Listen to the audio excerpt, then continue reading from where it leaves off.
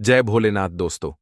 भोलेनाथ आज आपको बताने वाले हैं, चाहे कितनी भी खराब परिस्थिति हो, आप अपनी पत्नी को इन 3 जगह पर छोड़ दिया तो आप जीवन भर पछताओगे और अपने इस समय को कोसोगे कि मैं काश ऐसा ना किया होता। तो मित्रों, चलिए मैं आप सभी को एक कथा के माध्यम से बताने वाला हूं कि वह कौन सी 3 जगह है जहां पर अपनी पत्नी को कभी नहीं छोड़ना।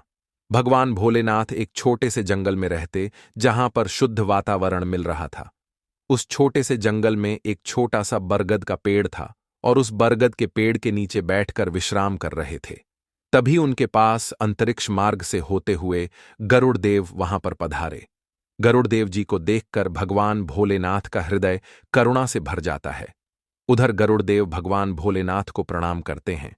तब भगवान भोलेनाथ गरुड़ देव के प्रणाम को स्वीकार करते हैं और कहते हैं, हे गरुड़ महाराज, आज आप किस प्रयोजन से जंगल नगरी में पधारे हैं? तब गरुड़ देव जी कहते हैं, हे प्रभु, आज मेरे मन में एक ऐसा प्रश्न आया है जिसका उत्तर मुझे नहीं मिल पा रहा था, तो मैं उस उत्तर को पता करने के लिए इधर उधर भटकता रहा। बहुत भटकने के बाद भी मुझे मेरे उस प्रश्न का उत्तर नहीं मिल पा रहा था। तभी मैंने सोचा कि मेरे प्रश्न का उत्तर आप ही दे सकते हैं। तो हे प्रभु, आप मेरे एक प्रश्न का उत्तर देकर मुझे संतुष्ट करें।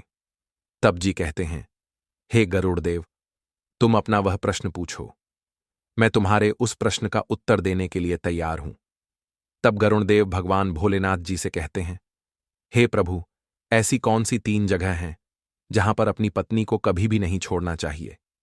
इस प्रश्न को सुनकर भगवान भोलेनाथ के चेहरे पर एक हल्की सी मुस्कान आ जाती है और वह गरुड़ देव की तरफ देखते हुए कहते हैं, हे गरुड़ देव, आज तुमने समस्त स्त्री जाति के लिए यह प्रश्न पूछकर उनका उद्धार किया है।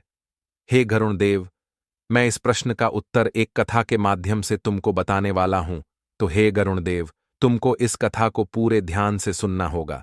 तब गरुड़ देव जी कहते हैं, हे प्रभु, आप मुझे वह कथा सुनाइए, मैं उस कथा को सुनने के लिए बहुत ही ज्यादा उतावला हो रहा हूं।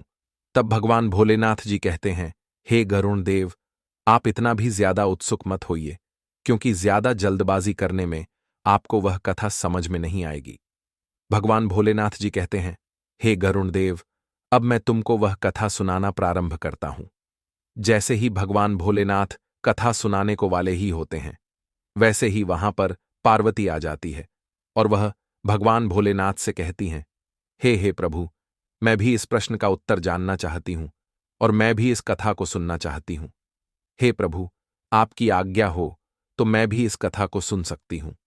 तब भगवान भोलेनाथ कहते हैं, हे देवी, आप भी इस कथा को पूरे मन सुनना। तो मित्रों, मेरी आप सभी से आग्रह है कि आप सभी भी इस कथा को पूरे ध्यान से सुनना और आप सभी लोग अभी तक हमारे इसको लाइक कर देना और साथ में ही बेल नोटिफिकेशन को ऑल पर सेलेक्ट कर देना और कमेंट बॉक्स में जाकर भगवान भोलेनाथ कमेंट करना।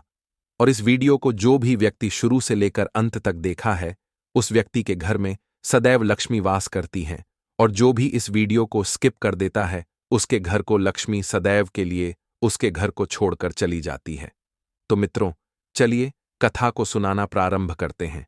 एक समय की बात है, एक आदमी अपनी पत्नी को लेकर अपने राज्य से पैसे कमाने के लिए दूसरे राज्य निकल पड़ा, और जब वह दोनों आदमी और उसकी पत्नी दूसरे राज्य की सीमा पर पहुंचे तो उन्हें रास्ते में कुछ चोरों का काफिला मिल गया और उन डाकुओं ने उस पत्नी के पास जो कुछ भी था वह सब कुछ लूट लिया, और इस तरह और उसकी पत्नी को डाकुओं ने भिखारी बना दिया।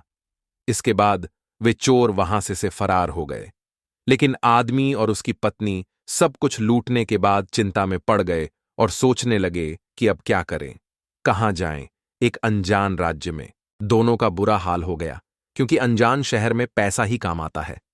आदमी अपनी पत्नी को लेकर शहर की तरफ निकल तो पड़ा, लेकिन उसे यह चिंता सता रही थी कि अब मैं क्या करूं, कौन सा कारोबार करूंगा, पैसे तो मेरे पास है नहीं। वह इसी चिंता में चला ही जा रहा था कि उसे उस शहर के बाहर एक बूढ़े बाबा की घर दिखाई। वह आदमी अपनी पत्नी को लेकर बूढ़े बाबा की तरफ चल दिया। जब वह बूढ़े बाबा के घर के पास पहुंचा तो बूढ़े बाबा को देखकर आदमी ने सोचा, क्यों ना इस बूढ़े बाबा को अपनी परेशानी बताऊं, शायद यह मेरी परेशानी का कुछ हल कर दे। यह सोचकर वह बूढ़े बाबा के पास पहुंच गया और बहुत ही मीठे स्वर में उसने अपनी समस्या उस बूढ़े को बताई और कहा, हे बाबा, कुछ चोरों ने हमारा सब कुछ लूट लिया है। अब कारोबार करने की बात तो बहुत दूर की बात है। हमारे पास खाने पीने के लिए भी कुछ नहीं है। अगर आप हमारा कुछ व्यवस्था कर दें तो मैं आपको वापस लौटा दूंगा। बूढ़े बाबा को उस पर बहुत दया आ गई। फिर बूढ़े बाबा ने कहा, मेरे बच्चे, मेरे पास तो कुछ भी नहीं है। तुमको देने के लिए मैं तुमको रास्ता बता सकता हूं। मेरे बच्चे, मैं एक ऐसे व्यापारी को जानता हूं जो जरूरतमंदों को उधार दे देता है। आप दोनों उसके पास जाकर अपनी समस्या बताओगे तो शायद वह तुम्हें कुछ पैसे दे दे। बूढ़े बाबा ने उन दोनों को व्यापारी के बारे में बताया और उसके पास भेज दिया। आदमी और उसकी पत्नी बूढ़े बाबा के पास से निकल जाए हैं। आदमी की पत्नी इतनी खूबसूरत थी, आदमी की पत्नी को जो कोई भी देखता तो देखता ही रह जाता। से आदमी अपनी पत्नी को लेकर व्यापारी के पास पहुंच गया। व्यापारी ने जब आदमी की पत्नी को देखा तो उसे पर मोहित हो गया, लेकिन वह आदमी की पत्नी इस बात से बिल्कुल बेफिक्र थी। आदमी व्यापारी से हाथ जोड़कर कहने लगा, हे व्यापारी जी, मुझे कुछ पैसों की जरूरत है। कृपा करके आप मुझे कुछ पैसे उधार दे दें। आगे गरुड़ महाराज जी कहते हैं, हे प्रभु, क्या वह व्यापारी उस आदमी को कुछ पैसे उधार में दे देता है? तब भगवान भोलेनाथ जी कहते हैं, हे गरुण देव, उस व्यापारी का एक वसूल था। वह पैसे तो उधार दे देता था, लेकिन पहले कुछ सामान अपने पास गिरवी रखता था। हे गरुण देव, तुम आगे की कथा को ध्यान से सुनो। व्यापारी ने कहा, पैसे तो मैं तुम्हें दे दूंगा, लेकिन तुम्हारे पास गिरवी रखने के लिए क्या है? अब आदमी सोचने लगा। उसके पास तो कुछ भी नहीं था। थोड़ी देर कुछ सोचकर उसने बड़ी ऊंची आवाज में बोला और कहा, हे व्यापारी जी, मेरे पास गिरवी रखने के लिए तो कुछ भी नहीं है। व्यापारी ने कहा, देखो भाई, इस तरह मैं आपको एक अन्य का दान भी नहीं दे सकता। वह व्यापारी आगे कहता है, यह मेरा वसूल है। फिर वह आदमी सोच में पड़ गया। कुछ देर सोचने के बाद व्यापारी से कहा, व्यापारी जी, आप मेरी बीवी को गिरवी रखकर मुझे कुछ पैसे दे दीजिए। मैं उन पैसों से कोई ना कोई कारोबार करके जल्दी ही आपके पैसे ब्याज सहित चुका दूंगा और अपनी पत्नी को ले जाऊंगा। तब तक मेरी पत्नी आपके दिए हुए पैसों में आपके पास मेरी गिरवी रहेगी। वह व्यापारी तो यही चाहता था। व्यापारी ने जब आदमी की यह बात सुनी तो वह खुश होकर पैसे देने के लिए तैयार हो गया और पैसों के बदले में आदमी की बीवी को अपने पास रख लिया। अब जैसे ही आधी रात का वक्त हुआ, व्यापारी ने आदमी की पत्नी के कमरे में पहुंचा। यह देखकर आदमी की पत्नी के पैरों के नीचे से जमीन निकल गई। वह डर के मारे कांप गई और उससे कहा, भगवान के लिए मेरे कमरे से निकल जाओ। लेकिन वह व्यापारी कहाँ मानने वाला था और उस आदमी की पत्नी से कहने लगा, ने तुम्हें कितना खूबसूरत बनाया है। इसके बाद कहा, अब तुम उस भिखारी आदमी को भूल जाओ। अब तुम हमेशा के लिए मेरी हो। उधर अब आदमी व्यापारी के पास अपनी बीवी को छोड़कर व्यापारी से कर्ज लेकर कारोबार करने के लिए चला गया। आदमी ने उन पैसों से अनाज का कारोबार शुरू कर दिया। वह कम दामों में किसानों से अनाज को खरीदता और दूसरे जरूरतमंद लोगों को महंगे दामों में बेच देता था। इस तरह आदमी ने उन पैसों से बहुत ही जल्द 100 गुनी रकम इकट्ठी कर ली और कुछ दिनों के बाद आदमी उस व्यापारी के पास पहुंचा और कहने लगा, व्यापारी जी, आप अपना हिसाब करके मुझसे अपना पैसा ले लीजिए और मेरी पत्नी को मुझे वापस लौटा दीजिए। अब इतनी खूबसूरत पत्नी को कौन वापस करे? बयारी ने आदमी से कहा, भाई क्या बताऊं, आज से 2 महीने पहले की बात है। तुम्हारी पत्नी अचानक से बहुत ही ज्यादा बीमार पड़ गई और उस बीमारी के कारण तुम्हारी पत्नी की मौत हो गई। मैंने तुम्हारी बीवी का बहुत ही इलाज करवाया, अच्छे से अच्छे डॉक्टरों को दिखाया, लेकिन मैं फिर भी तुम्हारी बीवी को नहीं बचा सका। आदमी ने जब उस व्यापारी के मुंह से यह सुना तो दिल पकड़कर बैठ गया और बहुत दुखी हो गया। फिर थोड़ी हिम्मत बांधकर व्यापारी से बोला, व्यापारी जी, जो होना था वह तो शायद मेरे नसीब में ही ऐसा लिखा हुआ था। अगर वह मेरे साथ भी रहती तब भी उसकी मौत आती, क्योंकि होनी को कौन टाल सकता है।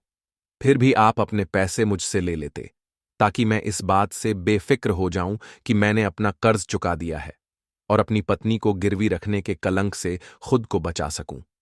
उसे आदमी की बात सुनकर वह व्यापारी बोला, नहीं भाई, अब मैं तुमसे पैसे कैसे ले सकता हूं?